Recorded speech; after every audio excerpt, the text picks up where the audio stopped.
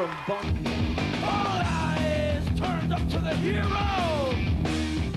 Rollins Band are rock's elite titans of muscular and devastating rock and roll. You can taste the crotch in every beat. Yeah! Every night, we strive to utterly ruin you. I am divine! Maul you, push you around, elbow you, cut in front of you in line, but have you thank us on the way out. That's what we try and do. We're really lucky. We got 5 cool people in one band at once, and no arguments, you know? Everyone gets along and makes life nice.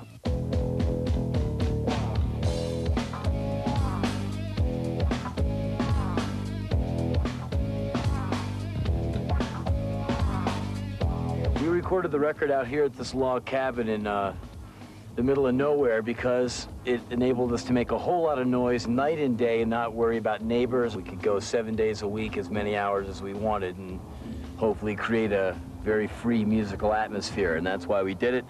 Having recorded in this cabin like this in a very kind of homey atmosphere, I wouldn't want to go back to a studio again after this. This was too good.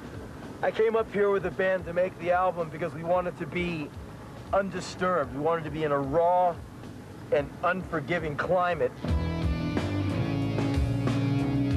The studio. It's much warmer than this. Yeah! I'm Chris. I play guitar. My name's Sim. I play drums for the Rollins Band, eh?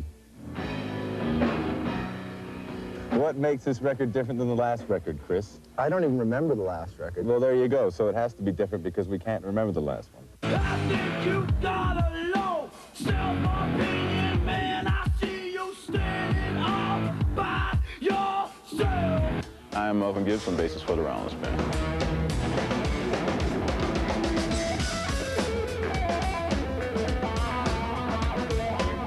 Having a new member in the band, Melvin Gibbs on bass, has really changed things.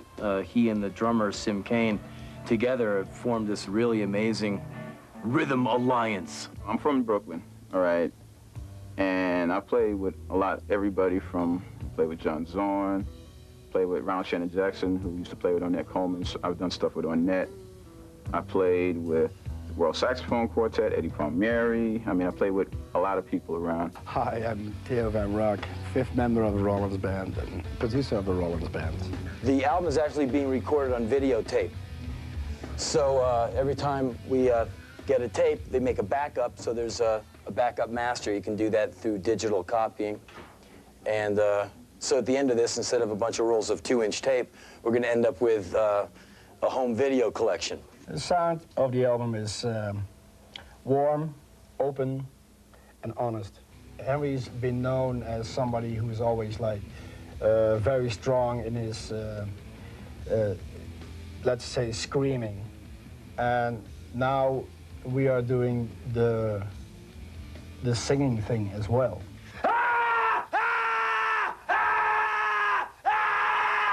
Okay, I'm good.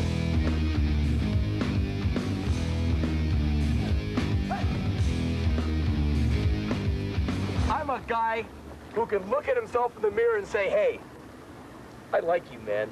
My next guest is the lead singer of the Rollins Band. Last year, the group performed over 180 concerts. Please welcome singer, songwriter, and author Henry Rollins. Henry.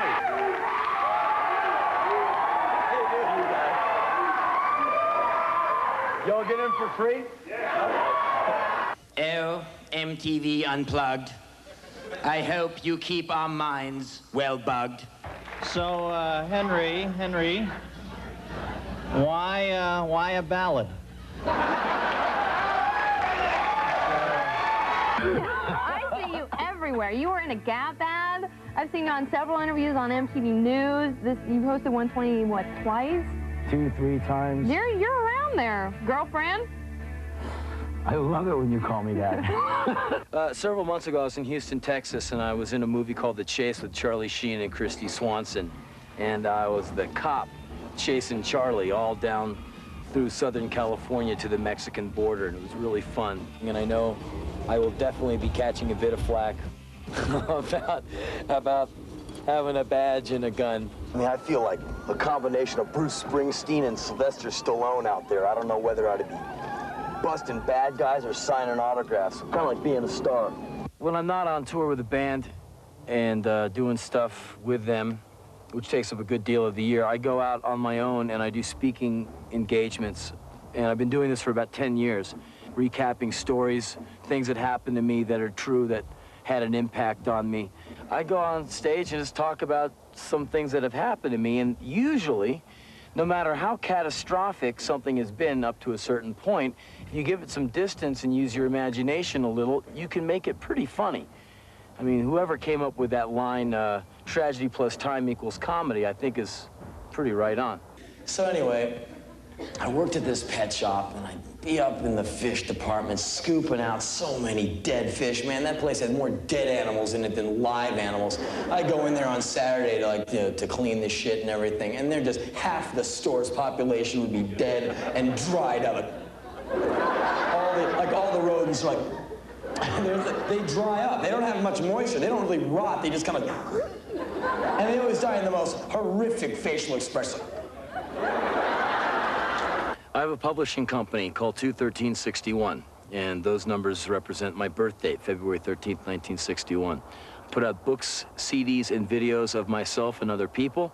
We've had the company for about 8 or 9 years, and it's doing very well.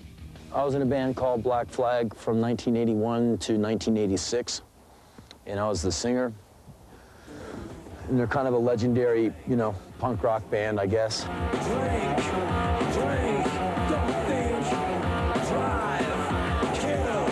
I'm putting out a book of all my Black Flag journal entries from 81 to 86.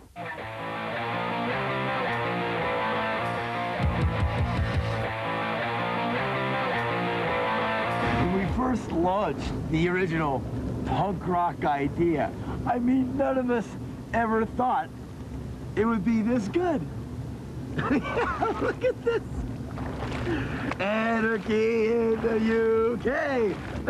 Who would have thought? Disconnect myself. Disconnect myself. Hey. I hear a lot of people say, why are you so angry? I'll tear your mind out. I always consider myself kind of a cute, cuddly, kind of funny, cute kind of guy. Shine,